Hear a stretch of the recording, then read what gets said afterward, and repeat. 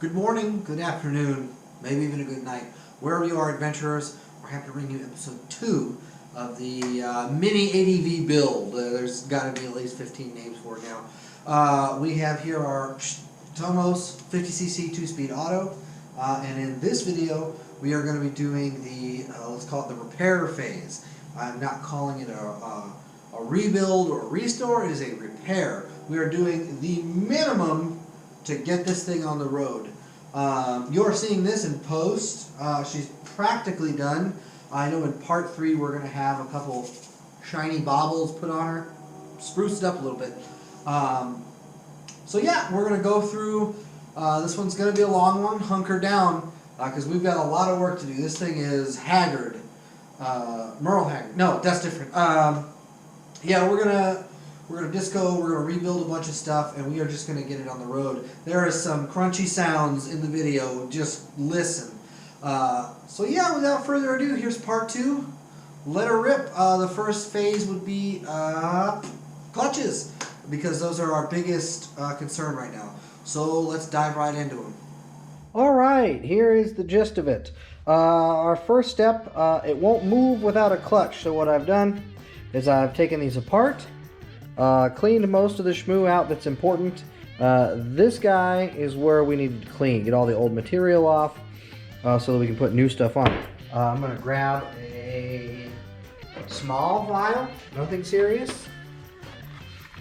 We are getting into some next level maintenance stuff. But again, files are cheap, can be had, and we're just going to rough up that surface.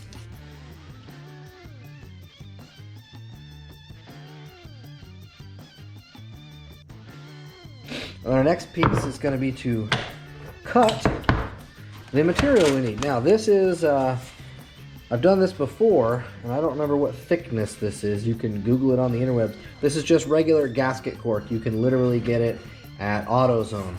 So we're just going to throw an extra, let's say $5 for this, and then another $5 for the carb spray that I used. So now we're up to $125, I think. Oh, yeah, there it is. A boop, $125 for our project. So we need to.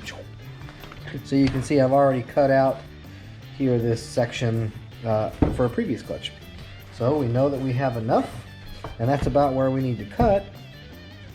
So we're going to take our ruler, and we're only using the ruler as a straight edge because the excess length can be trimmed off as needed. We're just using it to get the right width of material. We don't want to waste too much of this stuff. Oh, there we go. Just going to take our box knife there and just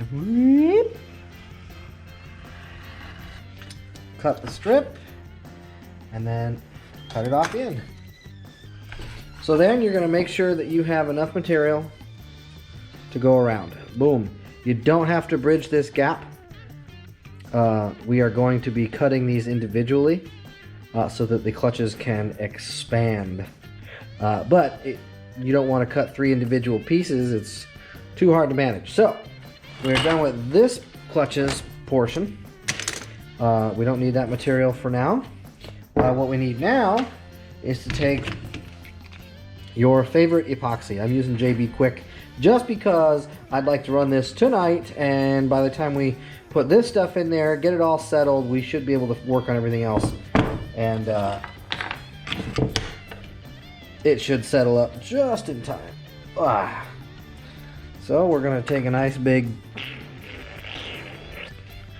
goober there.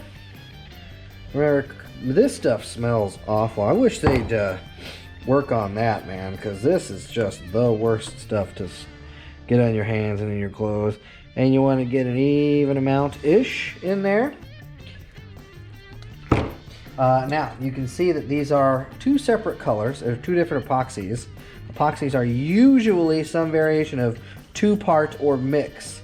The reason they make them 2 separate colors is so that when you're mixing them, you can make sure that you have mixed properly when they are the one solid uniform color. And I will say this JB Quick stuff mixes really easy. And because it's JB Quick, you got to get it on there real fast. So we're going to get it nice and mixed up. Again, not the ideal answer for this. This is some Mad Max good old boy fix. We're going to get that all over this thing. Not too much. It doesn't take nearly as much as I mixed up. Oh, I guess we should bill the JB Quick. Let's call that another 15. So we're at 140. And what you want to do is, ooh, yummy. Make sure that all of the metal material is covered. We don't want any spots with bare metal showing, because obviously our clutch material won't stay. Oh shit, I touched it.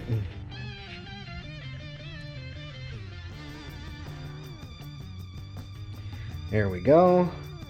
Almost done.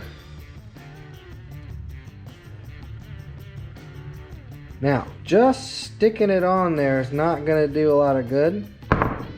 So what we're going to do is get our clutch material, get it on said clutch, and then that's what this guy's for. This is just a regular hose clamp. It's just, oh, wrong screwdriver. It's just going to be the best thing for holding this particular shape.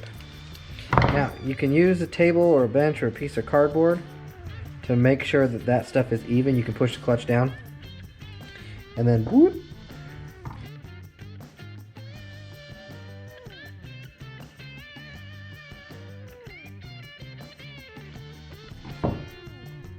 And there we go. Doesn't have to be crazy tight.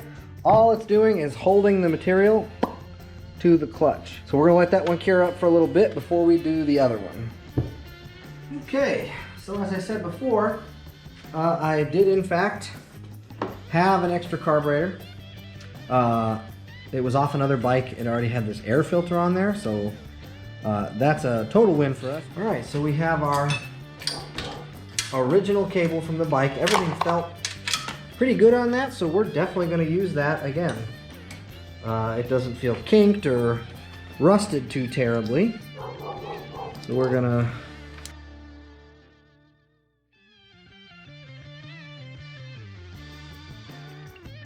get the cable in there. Now, I'm not going to go into too many specifics for the bike because this isn't a Tomos teardown video. This is just the basics of what you should be checking when you're doing a build like this, so we don't have to go too terribly into any of the details.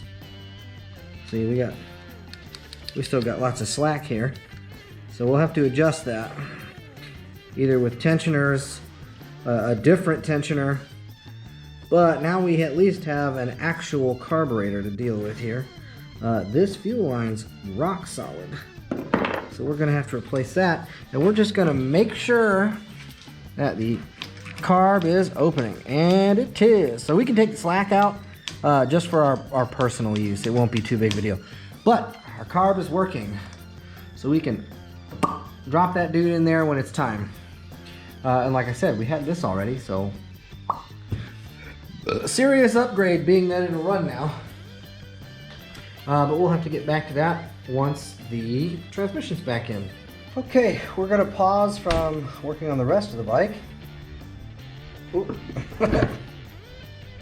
Because this is set up enough that we can take the clamp off, loosen it up a bunch, and then just pop it loose. No biggie. And then what we're gonna do is we're gonna first clean up the edges.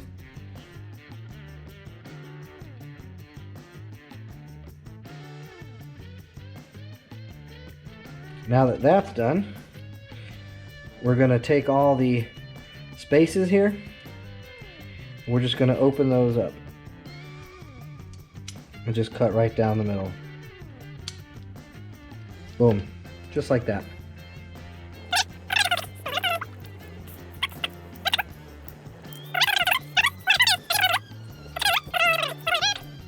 Again, we're not shooting for perfection on this project. Thank God.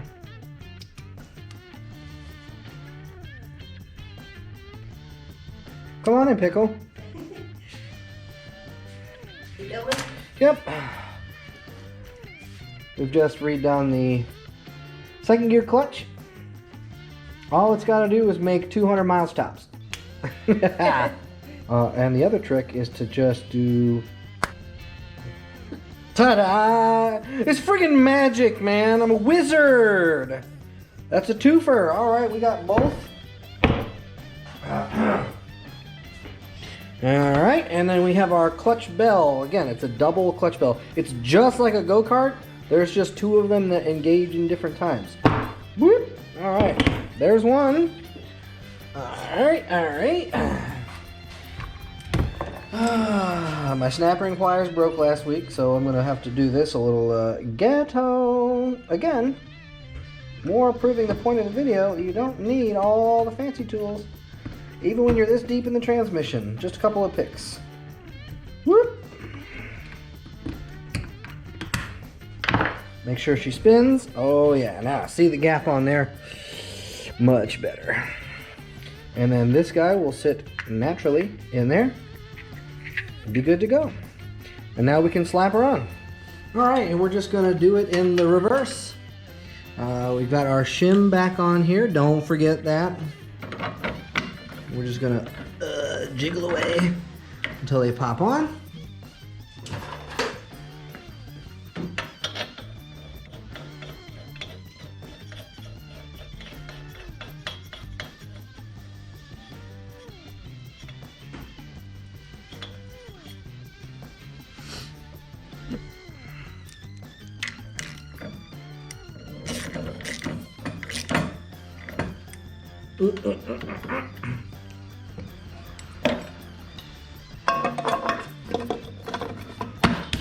Boom.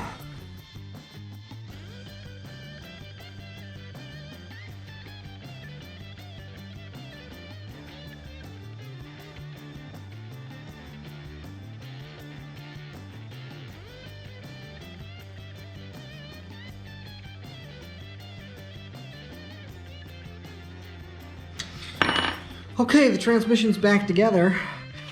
Now I only have one more step to go as far into this transmission as I want to. Hopefully everything we did holds together. We've got to take this out. This is the fill hole, and this is the level, and this is the fill hole.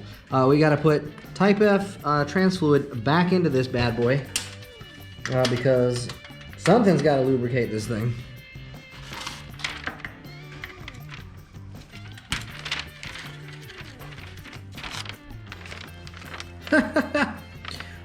Two gaskets or two crush washers. Don't need it, just need the one.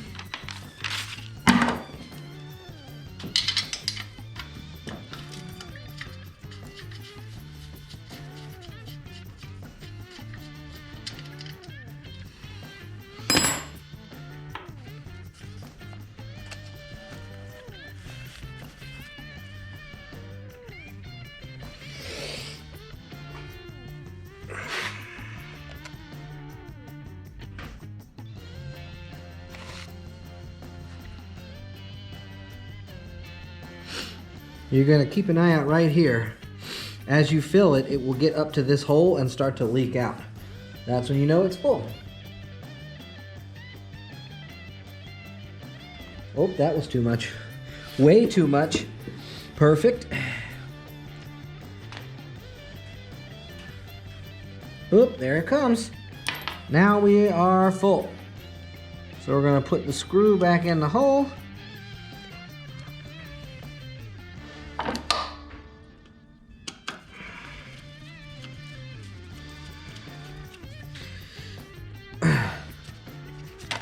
Transmission, squared away.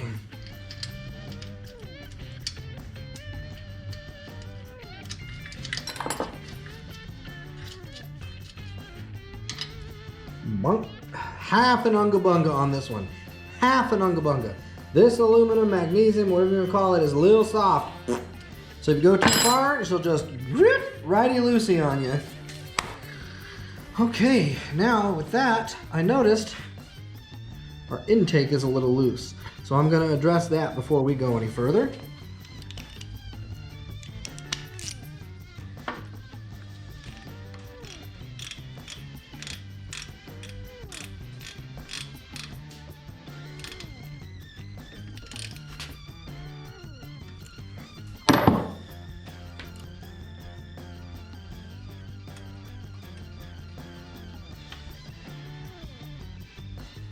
All right,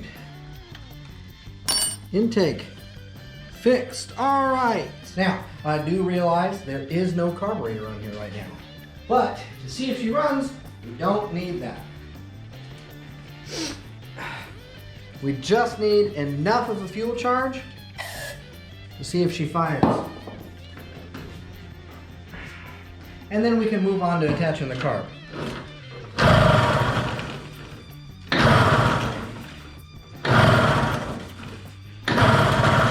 Oh,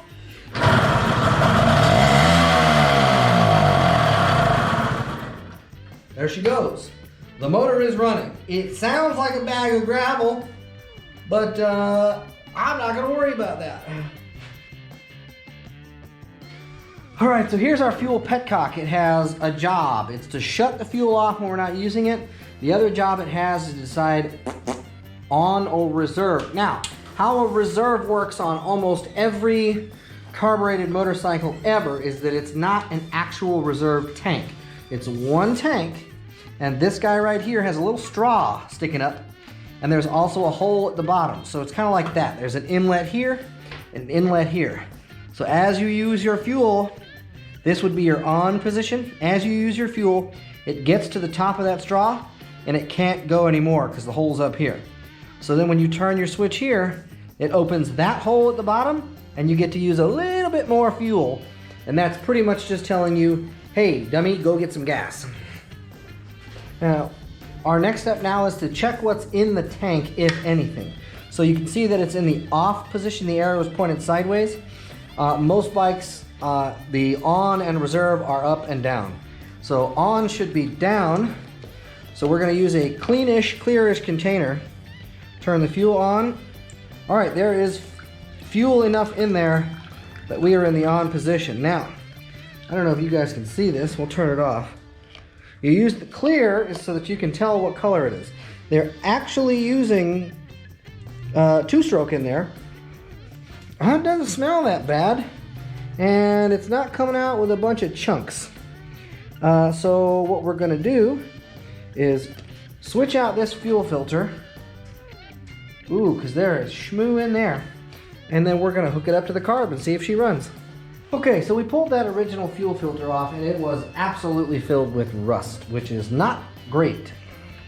So we've got a new to us filter on there. Let's just round that up to $5. So we're at, what, 140, 145? I don't remember. Wow! We'll go over the video later and we'll put it right there.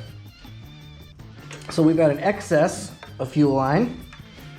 We're gonna measure twice, cut once scenario here. And we're gonna go to the other side. All right, we have plumbed the fuel line in. It looks like we need to get a clampulator on that guy. Again, these are all parts I have laying around with filter. Well, we rounded up because I paid for that one. But like this fuel line was just sitting on my rack, and if you get into motorsports and things like that, I promise you, wherever you are, there is a whole community of people that are willing to help get you into the sport, because everything we're doing here is just literally a gateway drug into everything else motorcycling. And there's nothing more than motorcyclists like than more motorcyclists. So ask around. You know, get on Facebook. There are groups for everything. Even if it's something as simple as mopeds, I promise you every major town and city has a moped club that's more than willing to help you along. More serious motorcycle clubs will help you out. Or you're just lucky to find a goblin like me hanging out in his garage that just really likes people riding. Because more than likely, I'll keep this for a little while as a loaner. Now for some continuity, we're going to slip the filter on. Don't want to suck in anything we don't need. And I'm going to reiterate this many times in this program. Nothing here is what I refer to as professional grade repair or plumbing. Like this sticking out the side here, I would never do that on a customer bike or a friend's bike. I know that this is my bike, I'm going to be riding it, and if it starts fire, it's only going to take me out, and personally, I'm almost ready to go anyway. It's been a good run. Now, we heard it fire up, but that's not, you know, like a surefire, yeah, it's ready to go kind of vibe. So I've got the door open in case it's real smoky. You guys are going to hear, hopefully, it run for the first time. And this is the gas that's just in the tank. I haven't replaced the gas at all. Here we go, get the kickstart going. Hey.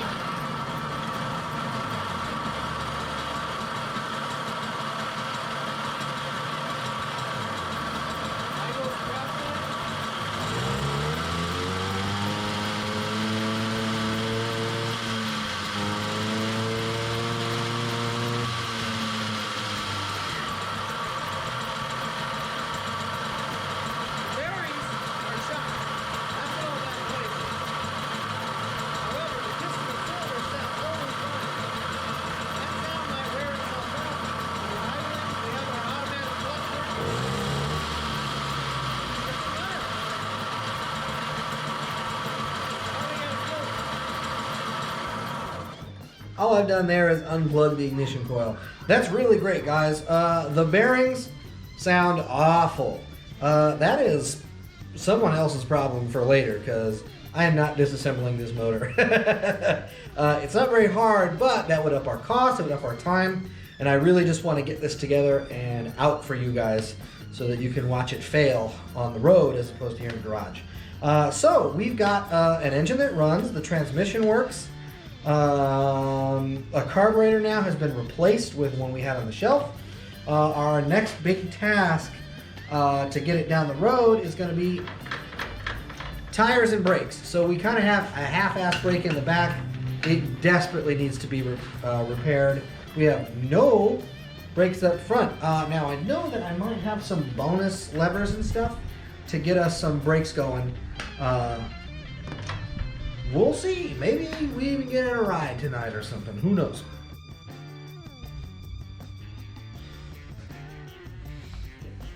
Okay, in summary, on our previous video, we did a teardown of what was good, what was bad. In this video, we've addressed some of those issues. One of them being the transmission was not great. The crank bearings, not great. We're going to leave the crank bearings, otherwise it's going to be way over budget. You might as well just buy a new one at that point if you don't have the skill for that. But we did redo the clutches, and in the previous clip, you did see that it would pull the tire, but when I grabbed a hold of it at idle, the engine would keep running. That's good. That means it's slipping where it should and grabbing where it should. We also put a carburetor on it. It is the stock carburetor that we had laying around from another bike. And then we also did a rough hookup on the ignition. Now what we're going to try and focus on is the wheels chassis scenario. Now I do know that this swing arm is a little cockeyed, so we're going to get a big old breaker bar in there and try and bend it back. And then we're going to remove the wheels and tires to put new tubes in it. I'm not going to buy adventure tires. That's not what this video is about. Screw it, we're going to use what we got. Mad Max that booger. And the bike is so small that any kind of real terrain, it's really not going to be a problem. If there is a problem, it's certainly not with the tires. With that being said, let's get to bending. Okay, here we go. So, the back end is a little cattywampus. So we're gonna try and straighten that out with ADV's patented frame rig tool, aka big ass pipe. So the swing arm is kind of this way, and we need to bend it right back. So we've tied her down as an extra set of hands. And all I'm gonna do is get above one end, underneath the other.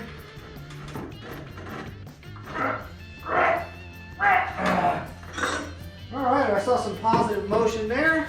Just gonna hook our peepers on that. Oh ho ho! First try, that's square. Frame issue solved. Let's move on to the next one. So as you can see here, we've already removed the rear fender. It was real bent, real damaged. It was just gonna tear the tires up. And we don't wanna have to buy new tires if we don't have to. We also lost the taillight that was on there. There wasn't much left. So I found this one in our box of extra goodies and parts that in theory is still good. So we're just gonna punch a couple holes in it and zip tie it to the frame. Again, this is not meant to be some kind of professional tutorial on building motorcycles. That is definitely not it. This is meant to show you that it doesn't take more than just a little bit of know-how and a couple bucks to slap something together and just go have some fun. So we're drilling our holes right now for our zip ties. Let's stop that hype smooth real quick. If you take nothing away from any of this build, I want you to know that zip ties are an adventurer's best friend. Whether it be a rebuild or a repair, these things will get you out of so many jams, and they cost nothing. They're easy to store. There's really no reason to just carry a ton with you.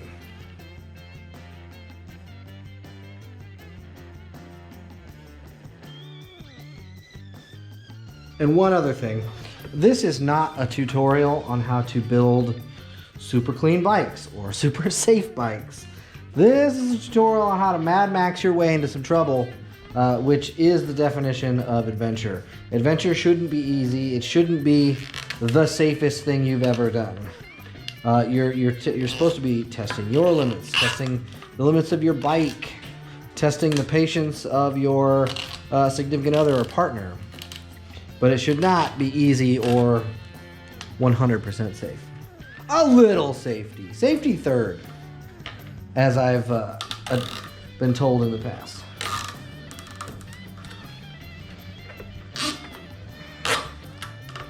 Look at that. Rear fender, taillight installed. For our next trick, the rear tire has come off the bead. I don't see much cracking or damage to the tire, so we're not going to replace these. They're not bad tires. It would be an awful waste, but I have an assumption that the tube is bad. So we are going to get to work on removing the rear wheel.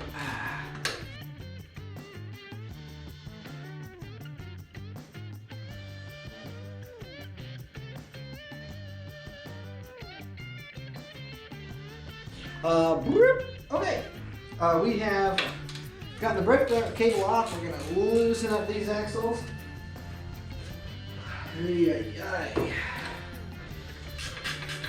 And then you can change the adjustments on them. We're going to slap the adjustment so that the chain comes off without having to disassemble the chain. Because who knows, it looks like a fine chain, but then all you got to do is whoop, pull her back. And our next little segment, we'll pop this tire off and change the tube. All we're doing is replacing the tube. So we're going to loosen the nut that's on the valve.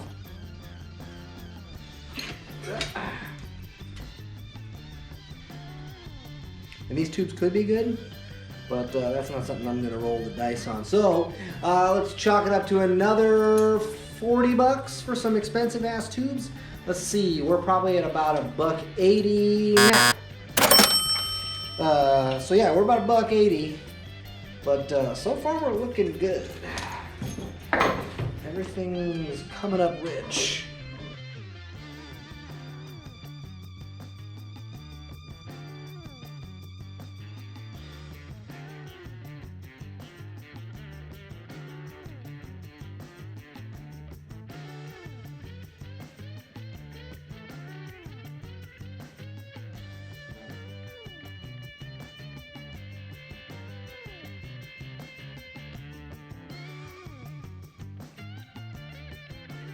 Now when you're working on a budget, the last thing you want to do is pop a tube.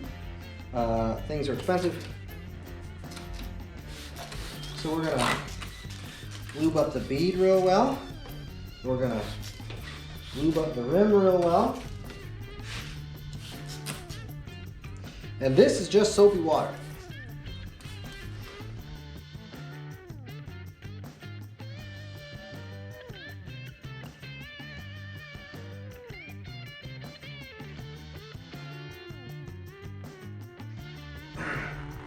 Boom. All right. Now, hopefully in wrestling that bad dude, we didn't pinch the tube. It's late, I'm pretty tired, so there's a good chance. We're gonna find out. No leaks. All right, let's crank it back on and top her off.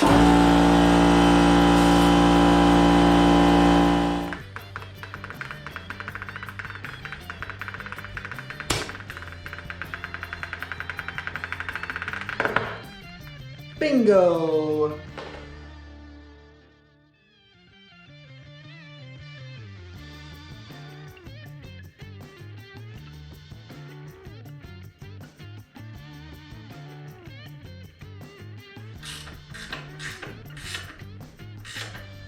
Oop.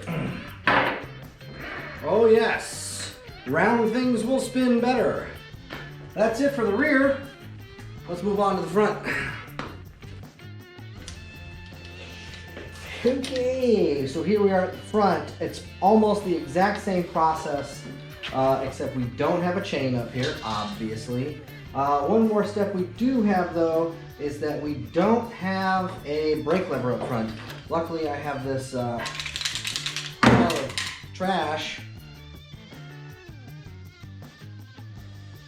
That simply hit the front off. Mind you, we didn't have to unhook the brake cable, but it doesn't exist. So I'm not worried about it. Let's get the tire stand over here. Pop this tube out.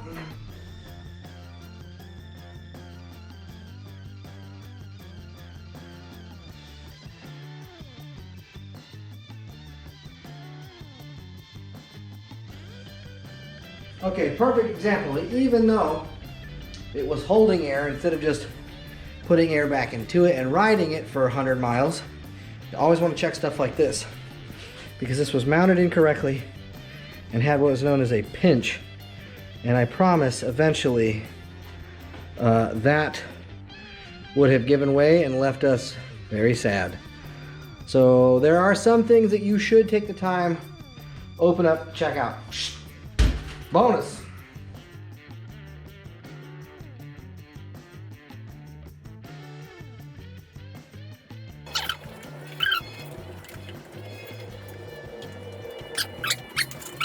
In many of life's endeavors, a little lube goes a long way.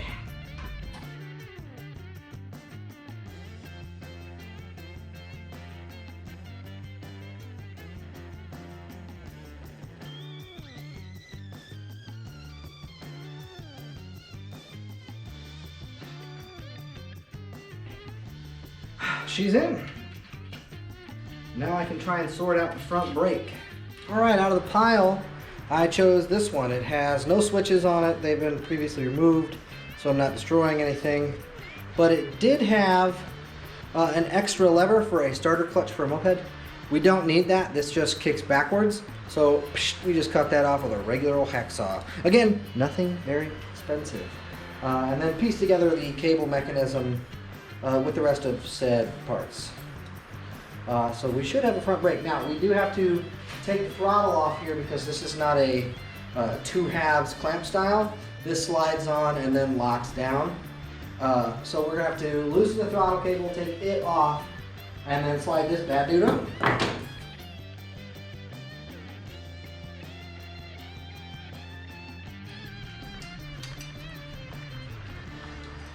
we're going to go over the top of the brake lever. Maybe. There we go. Over the top of the brake lever.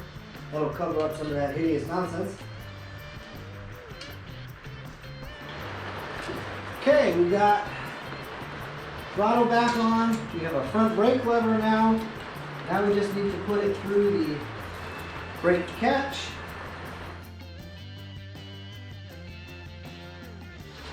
Test our adjustment. We have a positive response. We now have front and back brakes. We've got good tires. Yeah, we were just humming along. Our last two big things is the top nut is missing. I might have to pull that from an existing bike or order one, which would suck. And then lights. I am not going to buy LEDs. That defeats the purpose of the video. So we're just going to hook up the old square one and hope for the best. If the square one's burnt out, we will in fact have to replace it. I will check my stores. Maybe I might have something else. But then the bones, we're almost there. This is currently rideable if it weren't so dark and raining. So let me reposition you guys for some electrical.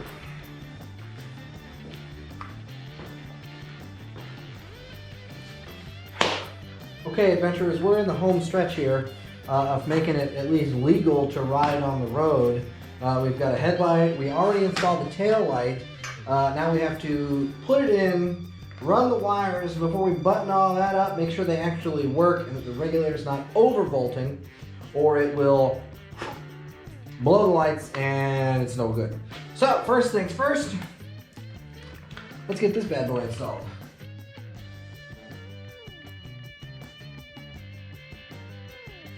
Pro tip, viewers, on something as simply wired as this, you really, if you're gonna say, well, let's just keep it to the basics. We need one light to run. All you gotta do is come from your source, the end of the regulator that's putting out regulated 12 volts. One wire up to the headlight, and because this whole bike is a grounded system, you just need to put your ground to anywhere on the frame. And in theory, should work. Circles. So in theory, this is our power source from the regulator. It should be a regulated 12, 8, 13 volts. More than that, you're really going to start frying headlights. Oh, that was beautiful. Let's see if the other one.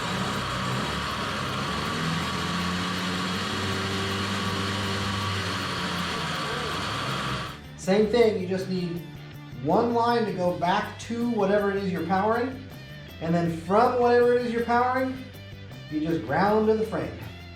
That way there's one wire going up front, one wire coming through the back. And in theory, you should have taillight.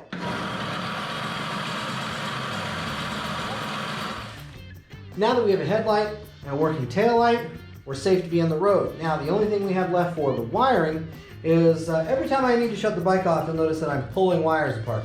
That means I'm disconnecting the ignition. That's not really conducive. That's not super safe. We're going to go a little bit better than that, and we're going to put a kill switch in. And what this is, it's a simple horn button. I did have this new in the packaging, so we'll call it I purchased it. We're going to round everything up that I've been using because I've been using some brand new wire. So we'll round it up to a flat $200 so far. Right there. Boom! $200, and right now, so far, so good. All we've got to do is punch a couple holes in the frame there, and when I want to kill it, I just have to hold this button down, and that will temporarily ground out the ignition system.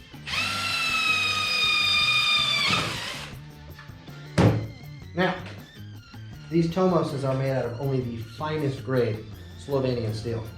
If you didn't notice, that just cut through there like butter.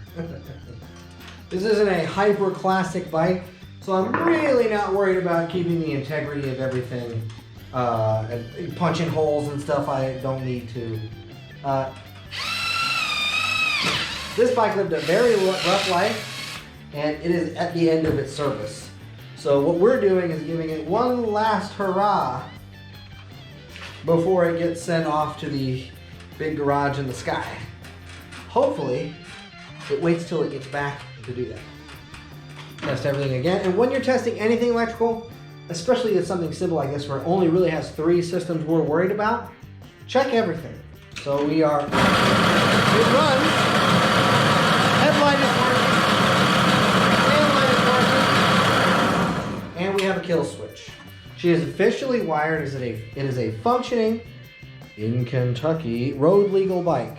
Now all I'm gonna do is tidy up this wiring, and then we should be good for, dare I say, a test ride. Alright, adventurers, that concludes the repair section of this episode. This is her pretty much put back together in a functioning, running manner. We'll probably spruce her up a little bit in episode 3 with some adventure baubles, some luggage, some creature comforts. But we'll tack that all up in the final price. I think our end price here might have been $185. So let's fire it up, take it for a maiden voyage test ride.